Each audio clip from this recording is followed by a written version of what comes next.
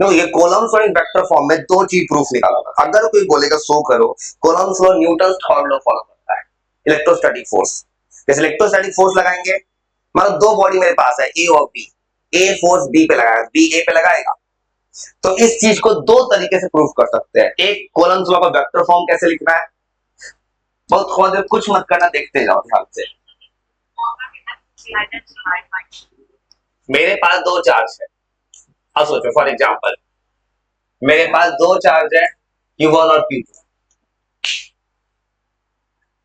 दोनों charge for example positive है। अब तो होने क्या वाला है कि मुझे प्रूफ करना है, एक डेरिवेशन लाना है प्रूफ करके। अब दोनों के बीच का डिस्टेंस r है, वो r जब भी लेते हैं सेंट्रल डिस्टेंस है। अब देखो मैंने पॉजिटिव चार्ज इसलिए लिया है कि पॉजिटिव को स्टैंडर्ड माना गया है। अब देखो ए पे फोर्स बी लगाएगा, इसको क्या लिखते हैं, force on A due to B, ये लिखने का ट्राई। और सेम तरह से बी पे फोर्स ए लगाएगा तो बी इधर भागेगा, force on B due to A. तुम आराम से देखते जाओ क्या वो लिखना, बिल्कुल मत देखा सारा कुछ। सुनो, इसको बोलते हैं force on A due to B.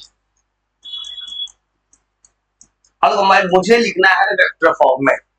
तुमको पता है फोर्स एक वेक्टर है, वेक्टर का मतलब क्या होगा, मैग्नीट्यूड और डायरेक्शन।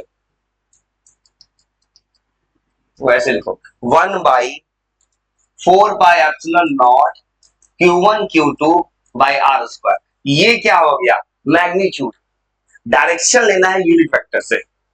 देखो तो ये जो ए वाला बॉडी है बी के कारण इधर भाग रहा है, इसको ऐसे लिख रहा है यूनिट वेक्टर। ये जा रहा है कहां, देखो इधर भाग रहा है बी से ए की तरफ, यूनिट वेक्टर है, और यूनिट वेक्टर ऐसे लिख, और ए से जाकर ए बी लिख दो, तो इसका मतलब क्या होगा ए माइनस बी। देखो ये ऐसे भाग रहा है। यूनिट वेक्टर को पहले से पता है, यूनिट वेक्टर का मतलब क्या होता है, जिसका मैग्नीट्यूड क्या होता है 1। ये जो लिखा है ना ये है यूनिट वेक्टर, यूनिट वेक्टर। अब तो इसका वैल्यू कैसे निकाल सकते हैं, इसका वैल्यू तुम पढ़े होगे क्लास 11th में। यूनिट वेक्टर मतलब होता है वेक्टर डिवाइडेड बाय मैग्नीट्यूड, ऐसे पढ़े थे एन कैप। ये चीज आने वाला है यहाँ पे। देखो यहां लिखे ए बी, इसका मतलब ऊपर क्या लिखना होगा आर ए बी, और नीचे लेना होगा मॉड। और देखो तो आर ए बी का जब मॉड लेंगे कितना डिस्टेंस आ जाएगा, ए बी का मॉड डिस्टेंस कितना है आर, इसको आर ही लिख सकते हैं, R A B by R, ऐसे लिख सकते हैं। अब देखो अगर इस चीज को यहां पुट करो तो ए ड्यू टू बी कितना आ जाएगा, बस बोलते जाओ बेसिक से। 1/4πε0 Q1 Q2, और देखो नीचे आर स्क्वायर है और इधर से कितना आ रहा है ए बी बाई आर, और वैसे आ रहा है। ये पता है एक्चुअली में कॉम्पिटिटिव एग्जाम का भी सवाल है कि वेक्टर फॉर्म में आर क्यूब चला आता है, ये छोटा सा स्टेटमेंट पे सवाल बन जाता है। देखो 1/4πε0 Q1 Q2 आर क्यूब, और ऊपर आ गया एक वेक्टर। देखो ये हो गया एक सवाल का जवाब छोटा सा, कि अगर पूछेगा वेक्टर, जो ऑप्शन देके देता है, अगर तुमसे पूछेगा इलेक्ट्रोस्टैटिक फोर्स कैसे डिपेंड करता है तो 1/r स्क्वायर है स्केलर फॉर्म में, लेकिन वेक्टर फॉर्म में इस बात को याद रखना। अगर कोई फॉर्म नहीं दिया है तो हमेशा स्केलर समझना। वेक्टर फॉर्म पेपर में अगर आ गया, देखो ये जो है ना एक्चुअली में छोटा सा प्रूफ है, प्रूफ करने को कहेगा कि कॉलम को वेक्टर फॉर्म में लिखो, चाहे एक और बात प्रूफ करने को कहेगा कि इलेक्ट्रोस्टैटिक फोर्स है, ये न्यूटन का थर्ड लॉ प्रूफ को फॉलो करता है। थर्ड लॉ को लाके दिखाया था इधर से, बस वो तो अभी इतना समझ गए, अभी कुछ नहीं किए हैं। ये पता है ये छोटा सा सवाल है, इसका खूब याद रखना। अगर पूछता है ऑप्शन देके वेक्टर देके आर क्यूब लिखना है, अब सिमिलरली काम करें, बी ड्यू टू ए को क्या लिखोगे, ये क्या होगा force on B due to A, ऊपर कितना आ जाएगा 1/ε0 Q1 Q2 by are cube, हो गया। अब देखो तो वहां ए बी था, ये इधर जा रहा है तो क्या लिखेंगे बी ए, वो ऐसे लिख सकते हैं। अब सुनो एक और थर्ड लगा न्यूटन का, और न्यूटन का थर्ड लॉ सुनो दो ध्यान से। थर्ड लॉ क्या कहता है कि एक मैग्नीट्यूड इक्वल डायरेक्शन अपोजिट। और देखो कंपेयर करो तो इन दोनों का मोड सेम है। डायरेक्शन देखो तो एक ए बी और एक बी ए है, एक जा रहा है लेफ्ट में, एक जा रहा है राइट में, तो दोनों का डायरेक्शन रिवर्स होगा। अगर इन दोनों को कंपेयर कर लोगे तो ये भी तुमको, ये भी प्रॉपर्टी चाहे तो बना सकते हो इलेक्ट्रोस्टैटिक फोर्स का, न्यूटन थर्ड लॉ फॉलो करता है। सपोज हाँ वहां भी सेम चीज है, तो यहाँ पे एक्चुअली पता है कि लैंग्वेज लिखना है ना, इसे तो प्रूव करके ला रहा हूं। वैसे लिख सकते हैं। इसका लिखने का रीजन क्या है, ये दोनों पार्ट सेम है और ये दोनों अपोजिट क्या है आपस में, अपोजिट है। इसलिए लिख सकते हैं आर ए बी का vector is equal to minus B A vector. इसलिए ये स्टेटमेंट क्या शो कर रहा है, न्यूटन थर्ड लॉ। ये जो स्टेटमेंट है ये न्यूटन थर्ड लॉ सॉल्व कर रहा है। तो कुछ मत कर, आराम से समझ के लिख लो, फिर तुमको ओरली याद करना है, फिर तुमसे बुलवा देना है। ये दो सवाल का जवाब है, याद रखना। फिर पूछेगा थर्ड लॉ प्रूफ कीजिए, थर्ड लॉ प्रूफ हो गया, ये न्यूटन थर्ड लॉ हो गया।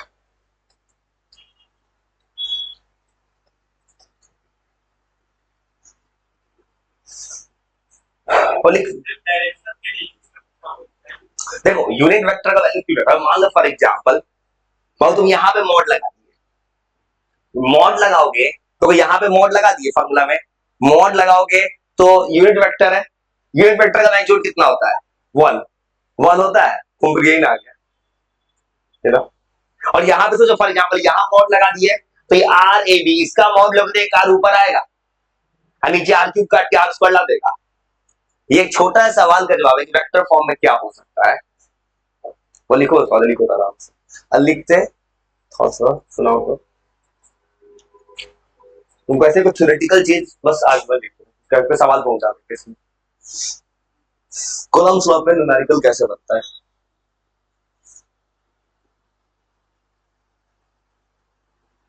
मेन बात जो डेरिवेशन जो वर्ड है ना इस चैप्टर में, वो इलेक्ट्रिक फील्ड से स्टार्ट हो रहा है। इलेक्ट्रिक फील्ड आएगा तो वहां से प्रूफ पढ़ना है ज्यादातर। यहाँ पर प्रूफ था ऐसे एक छोटा एनसीईआरटी में दिया हुआ, एनसीईआरटी के अंदर एक लाइन लिखा हुआ था कि कॉलम्स लॉ होता है वेक्टर फॉर्म में, इसलिए मैंने इसको बना दिया प्रूफ करके।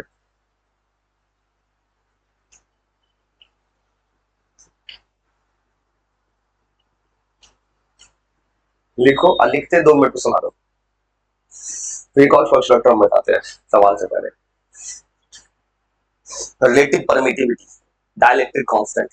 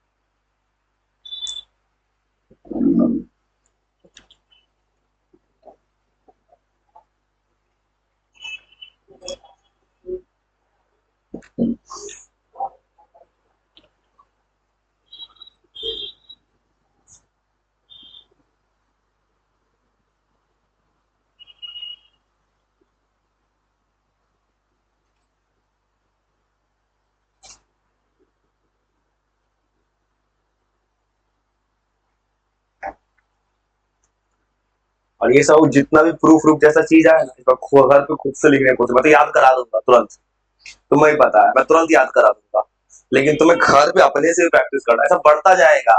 100-150 है ऐसा इशू, ये तो कुछ प्रूफ है बच्चे बच्चे लिखा है छोटा सा, और ऐसा प्रूफ गिन लेंगे छोटा मोटा तो 100-150 है, और जो एक दिन में कभी याद नहीं होगा। खाली फिजिक्स में बता रहे, केमिस्ट्री में तो खाली एक ही चैप्टर प्रूफ मिलेगा, केमिकल काइनेटिक्स में। तो इसलिए याद कैसे एक ही तरीका, सेम डे पढ़ना आसान हो जाता है ना। अब एक आया एक एक दो दो करके पढ़ना आसान है, अचानक से बल्क हो जाएगा, तो कोई बच्चा लास्ट में थोड़ी पढ़ सकता है 100 प्रूफ, ना तो जाएगा लास्ट में 100 प्रूफ पढ़ ले, इतना सारा प्रूफ कोई ज्यादा तेज बनेगा कि फिजिक्स में 100 सुपर प्रूफ है, लास्ट में जाएंगे पूरा किताब पढ़ जाएंगे। हाँ, अब ऐसा लोग ब्लैंक हो जाता है। इसलिए कोई कहीं इंडिया में रीड करे, जब तक सेम डे नहीं पढ़ता है स्कोर नहीं होता है। तू घर बैठे ऑनलाइन पढ़ सकते, इतना कर लिए जो कर नहीं पाता है कोई, कि जो कुछ वहां पढ़ाया जाए उसको पॉज कर लो, रुक जाओ, थोड़ा याद करके फिर लिखो। नहीं, वो करता ही नहीं इतना, इतना मेहनत कौन करेगा। इसलिए मेरा ऑब्जेक्टिव है, जैसे ही जहां कुछ बड़ा बड़ा चीज आएगा लिखते इरेज करेंगे, तुमको छोटा मोटा बताते हैं शॉर्टकट तरीके से, फिर सुनाएंगे, याद कर लेते हैं। तो घर पे किसी भी हाल में एक रफ कॉपी बना लेना, रफ कॉपी क्या, अच्छा कॉपी ज्यादा काम को अपने से याद कर करके लिखना बिना देखे।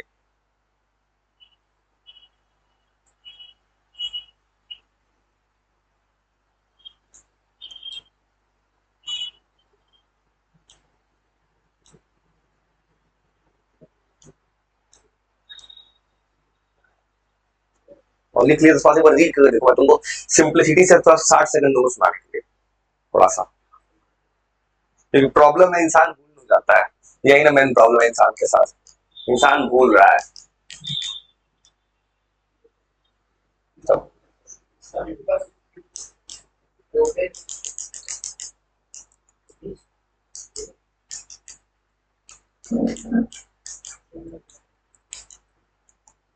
तो लिख लोगे, थोड़ा शॉर्ट में बता दो सुनाने। अभी तो मैं स्टेप पूरा याद करा दूंगा, ये बहुत आसान काम मेरे लिए, पूरा स्टेप ये एक पे लिखा, वो मुझे लगे कितना आसान है, लेकिन अगर घर में प्रैक्टिस नहीं की हो दिक्कत हो, बहुत दिक्कत होगा याद रखना इस बात को।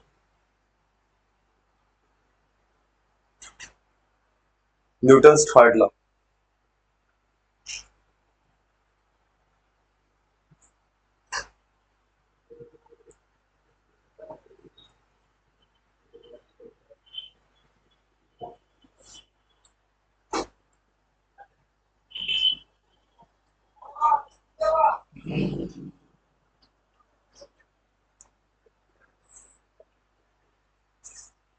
वो लिख लिए तो पूरा जो सुनाने, कोशिश करो सुनाने का।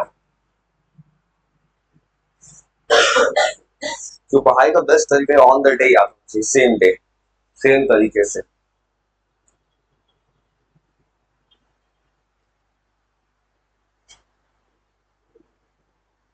ऐसे बस आज वो तुमको थियोरेटिकल बता रहा है, थोड़ा सा उसके बाद सीधा आ जाएंगे सवाल पे। थोड़ा एक दिन ऐसे ही वेट कर लिया फॉर एग्जाम्पल, कल तो सीधा इन कर जाएंगे न्यूमेरिकल इलेक्ट्रोस्टैटिक फोर्स पे कैसे बनता है सवाल, इस फॉर्मूला पर अजीब अजीब सवाल कैसे बन सकता है।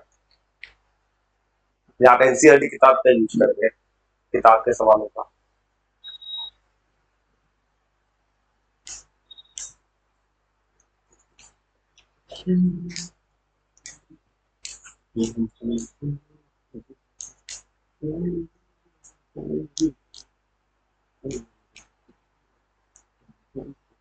वो ऐसे याद करो ना, आंख बंद करके सुनाना है, ऐसा ऐसा याद हो गया तो करा दो, मेरे साथ काम है, आंख बंद करके वर्चुअल दुनिया में। हाँ, ये न्यूटन थर्ड लॉ फॉलो करता है, देखो ये जो स्टेटमेंट न्यूटन थर्ड लॉ का है, देखो ये हाँ, ये 1 और 2 सही है, न्यूटन थर्ड लॉ फॉलो करता है, इस इक्वेशन को इक्वेट करोगे ना, न्यूटन थर्ड लॉ फॉलो करता है, इन दोनों को इक्वेट कर दोगे तो थर्ड लॉ का है magnitude equal to X opposite. चलो सुना दे, 60 सेकंड।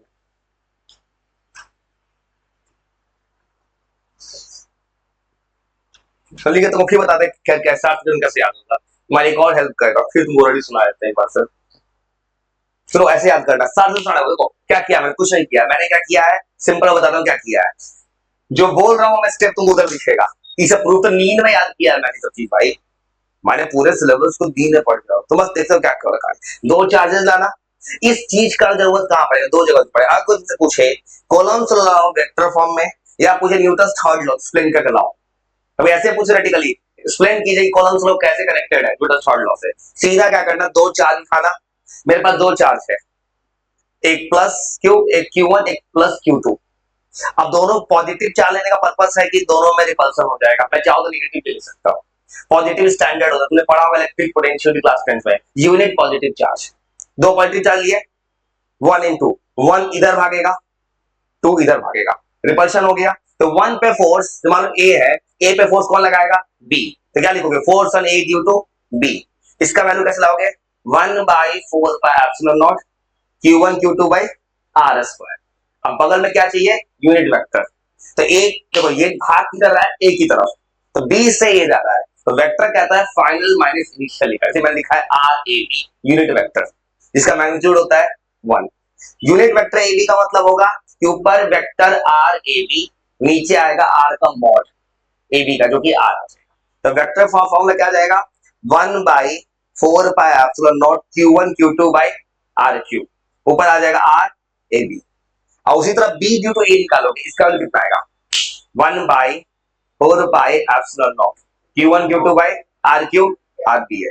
अब लिख देना क्या है, स्टेटमेंट कि दोनों को कंपेयर करेंगे, दोनों का मैग्नीट्यूड सेम है और ए बी और बी अपोजिट इसलिए न्यूटन फॉर्मूला फॉलो करता है। इतना सा कहानी है, ये पूरा याद हो गया ना, याद कर लिए। चौथा जवाब सुनेंगे, और बात सुनने का रीजन क्या है ना कि तुम भूल जाओ, फिर सुनेंगे। तो आगे लिखते हैं गौरव, हाँ चलो ना,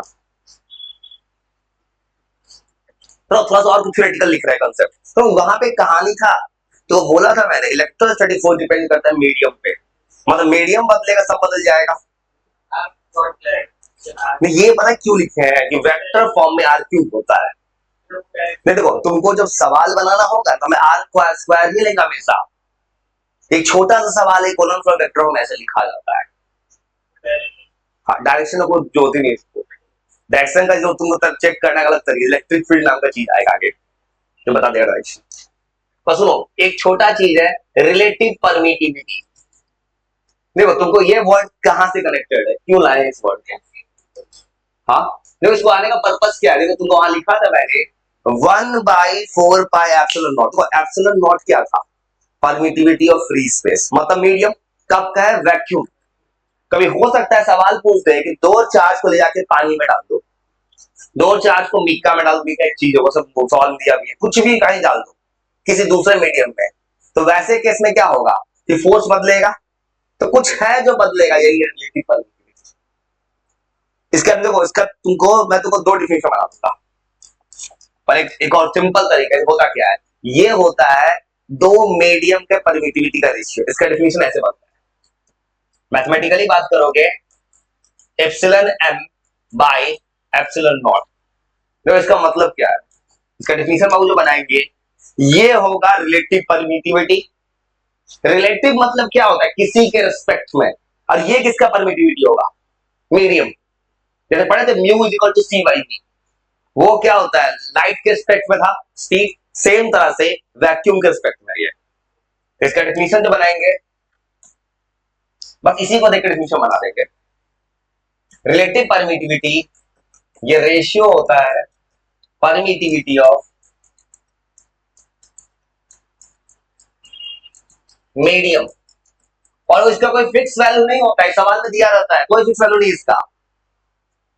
ये परमिटिविटी होता है किसी भी मीडियम का एंड परमिटिविटी ऑफ वैक्यूम। अब बता इसका यूनिट क्या होगा, रेशियो है तो यूनिटलेस।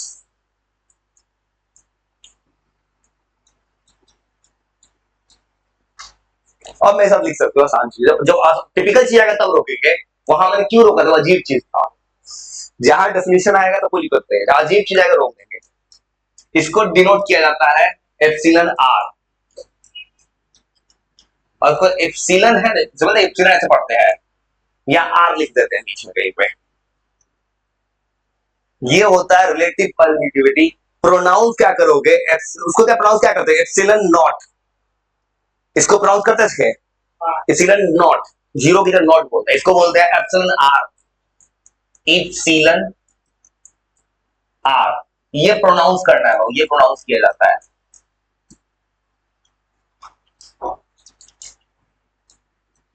ये तो पूरा कॉपी सजा के लिख रहा हूं, मैथमेटिकली क्या होता है सब सजा देता हूं कॉपी, मैं याद रखते। मैथमेटिकली इसका फॉर्मूला होता है epsilon M by epsilon naught. आज जब कभी किसी एग्जाम में अगर तुम कोई फॉर्मूला लिखते हो अपने मन से, फॉर्मूला में कौन कौन सिंबल है उसके बारे में लिखा जाता है कि वेयर एप्सिलॉन एम क्या है, एप्सिलॉन नॉट क्या है, देखो मैं सिखाना चाहता हूँ परम्यूटेशन स्किल, ये बहुत बड़ा चीज है। इसको क्या बोलेंगे, एम छोटा कर देना, कहीं लिख रहे छोटा एम, ऐसे करना हो, ऐसे बना के एम छोटा कर, इसको बोलेंगे परमिटिविटी ऑफ ए मीडियम, कि दूसरे मीडियम का permittivity.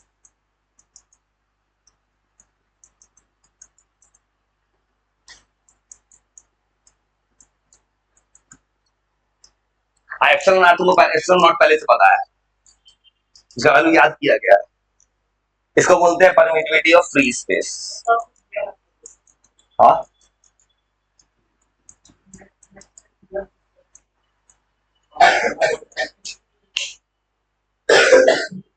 Permittivity of free space, ये फ्री स्पेस का परमिटिविटी है। फ्री स्पेस को वैक्यूम कहते हैं। अरे वो ये तो दो चीज का रेशियो है, तो ये क्या होगा, यूनिटलेस डायमेंशंस। तो लिख सकते हो, कोई दिक्कत नहीं, थोड़ा आसान तो टिपिकल चीज आएगा तब लोग, और इसको बोलेंगे यूनिटलेस एंड डायमेंशनलेस। जैसे ही कुछ कुछ कहानी सजा दे रहा है, तो क्या क्या हो सकता है।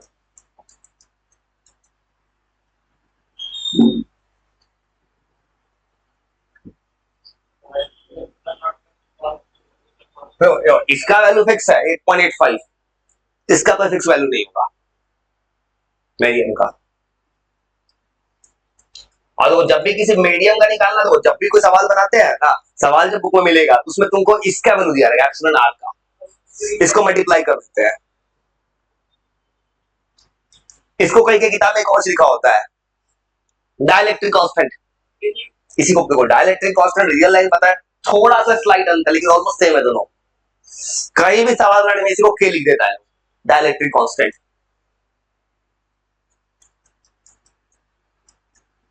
इसी डाइलेक्ट्रिक कांस्टेंट इसी को लिखो।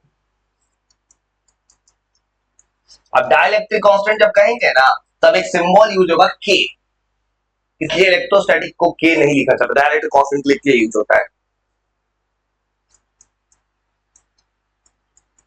इसका सिंबल के होता है। आई के और एप्सिलॉन ऑलमोस्ट सेम है, समझ समझा तो डिफरेंस क्या, दोनों सेम।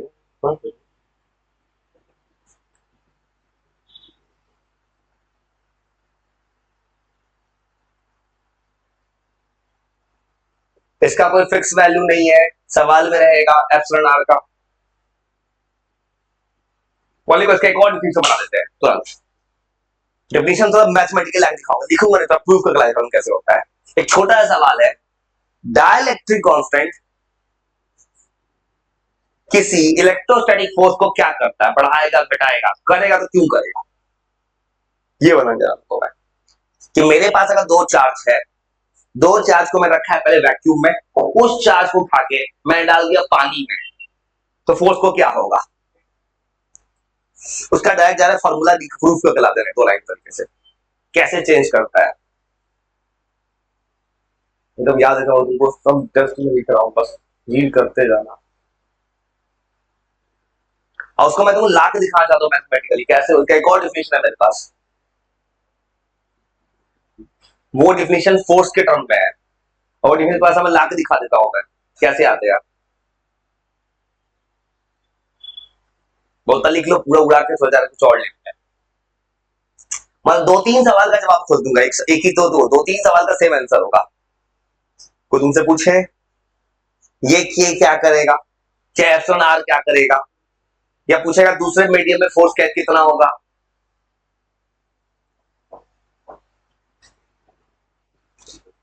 तो पूरा हटा के जा रहा एक चीज, थोड़ा मैथमेटिक्स में सब देखते जाना। अब मैं क्या करूंगा, छोटा सा फॉर्मूला है जो कहीं बहुत जगह डायरेक्ट लिखा था, मैं इसको प्रूफ कर दूंगा दो लाइन तरीके से। वो रीजन इसलिए जानना चाहता हो ना, कि रीजन कोई इंसान भूलता नहीं है। अगर बोलूंगा भाई के कर आंसर आ जाएगा, इधर तुमने बुरा ठीक है किसने बोल दिया, जिसका जवाब है उसको मैं ला के दिखा दूंगा कि कैसे हो रहा है फिजिक्स में ये चीज।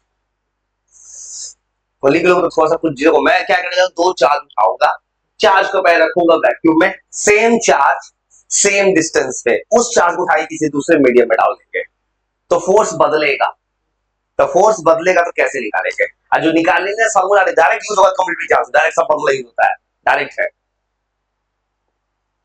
ऐसे तो डायरेक्ट फॉर्मूला तो एनसीईआरटी में नहीं लिखा हुआ, ही बताता हूं कुछ कुछ चीज एनसीईआरटी में मैं तो लिखूंगा, थोड़ा थोड़ा एक्स्ट्रा, थोड़ा थोड़ा एनसीईआरटी पढ़ोगे ना, किताब तो देखोगे, किताब में इस तरह नहीं लिखा हुआ है, लेकिन जरूरत है उस फॉर्मूले का।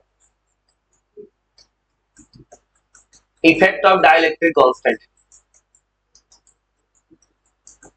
अब सुनो, डाइलेक्ट्रिक कांस्टेंट का लिखेंगे ना, समझ जाना रिलेटिव परमिटिविटी सेम है, दोनों सेम चीज है।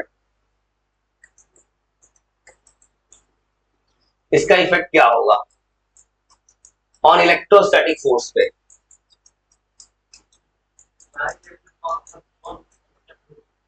डाइलेक्ट्रिक दो कांस्टेंट नहीं है, डाइलेक्ट्रिक और इतना समझ जाओ ना, ये भी वही कांस्टेंट है कि दो मीडियम में परमिटिविटी का रेशियो, जो एप्सिलॉन आ रहा है वो भी यही है। चलो क्या करना है, अब मेरे साथ बिल्कुल मत देखा, तो क्या करने जा रहा हूं मैं, थोड़ा सा लाए तो शॉर्टकट तरीके से। मेरे पास दो चार्ज है, बस बस आराम से देखते रहो, बोलते रहो, कंसंट्रेशन पावर हाई रखना ना। दो चार्ज है Q1 Q2 r डिस्टेंस पे, और इन दो चार्ज को पहले रखा गया इन वैक्यूम। ये सवाल पता है वो एनसीईआरटी का, भले थ्योरी में नहीं दिया, एनसीईआरटी न्यूमेरिकल बनाएंगे किताब के, इसमें जरूरत पड़ जाएगा इस फॉर्मूले का, इसलिए फॉर्मूला आया कहां से, रीजन जान लो भाई। देखो वैक्यूम में फोर्स कितना लगेगा, 1/4 epsilon naught Q1 Q2 by R square. अब सुनो, अब करना क्या है कि मीडियम बदल देना है। अब सुनो क्या करेंगे, मीडियम बदल देते हैं। तो मीडियम बदलेंगे तो क्या चेंज आएगा, मीडियम बदलेंगे तो इसमें क्या लिखोगे, कोई दूसरा मीडियम आ जाए, और देखो तो मीडियम बदलेगा, ये चेंज होगा, और देखो तो ये वाला टर्म एप्सिलॉन नॉट लिखा है, एप्सिलॉन एम लिखेंगे यहाँ पे, तुम्हारे सामने दो तीन चीज का ये वो जवाब लाकर दिखा देंगे। एम बहुत कुछ मत करना, हाई कंसंट्रेशन रखना है, बता रहा हूं मैं तुम्हें, ये हाफ हार्टेड मत पढ़ना, तो तुमको डेप्थ में बता रहे हैं लॉजिक से। चलो अब सुनो क्या करना है, कितना लिखे, अब सुनो क्या करो, मुझे क्या करूंगा, अब अभी बेटा उसके कॉल काम करते, ये एप्सिलॉन एम है, अभी थोड़ा देर पहले देखो ये लिख सकता हूं कि dielectric constant relative permittivity same है, तो के का फॉर्मूला क्या होगा,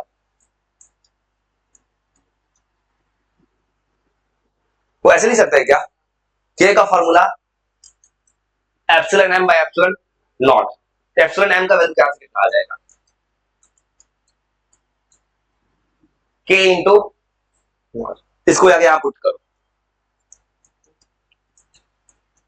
तो यहां से कितना आ जाएगा, जैसे ही पुट करोगे यहां से आ जाएगा K into epsilon naught Q1 Q2 by R square, इतना लिखे। अब सुनो फिर एक और काम, यहां पे मैं ऐसे करूंगा कि के को साइड कर दिया, 1/k लिख दे, और देखो यहां पे इसको पुट किए, 1/k बाहर कर दो, तो अंदर क्या बच रहा है, 1/4 pi epsilon naught Q1 Q2 by R square, और ये वैल्यू किस चीज का था,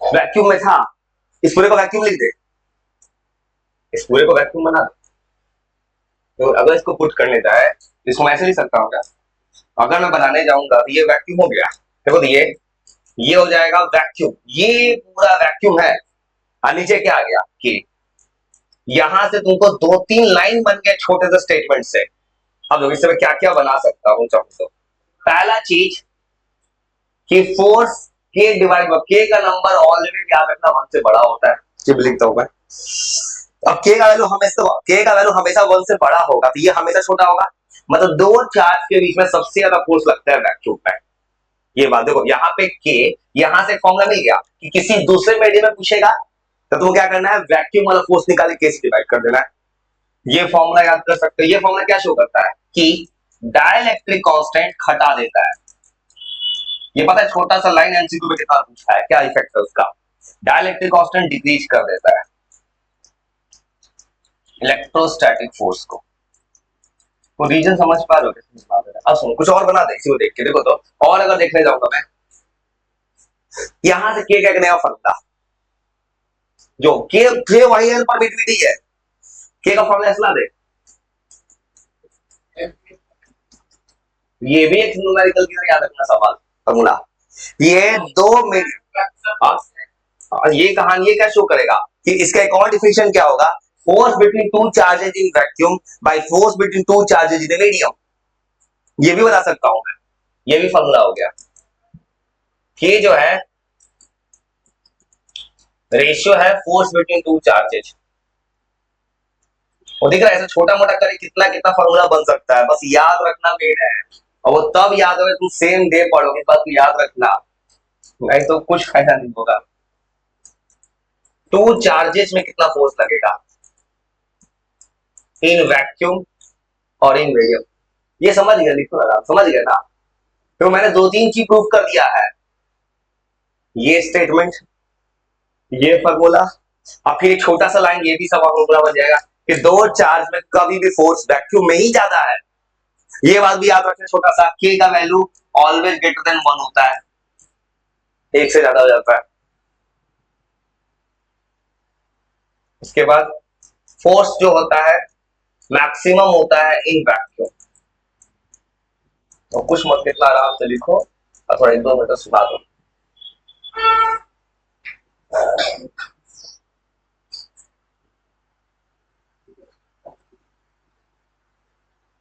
अब न्यूमेरिकल में किताब के सवाल में डायरेक्ट यूज होगा, ये फॉर्मूला याद रखना। हाँ यही के है, क्या उसको के भी नोट किया था, उसी को बार बार मिलेगा बुक में। बुक में क्या किया, रिलेटिव परमिटिव वर्ड यूज नहीं किया एनसीईआरटी ने। एनसीईआरटी ने डायरेक्टली कांस्टेंट यूज किया है, दोनों सेम वर्ड है, दोनों सेम है। तो कुछ मत करना, इतना आराम से लिखो, लिखो।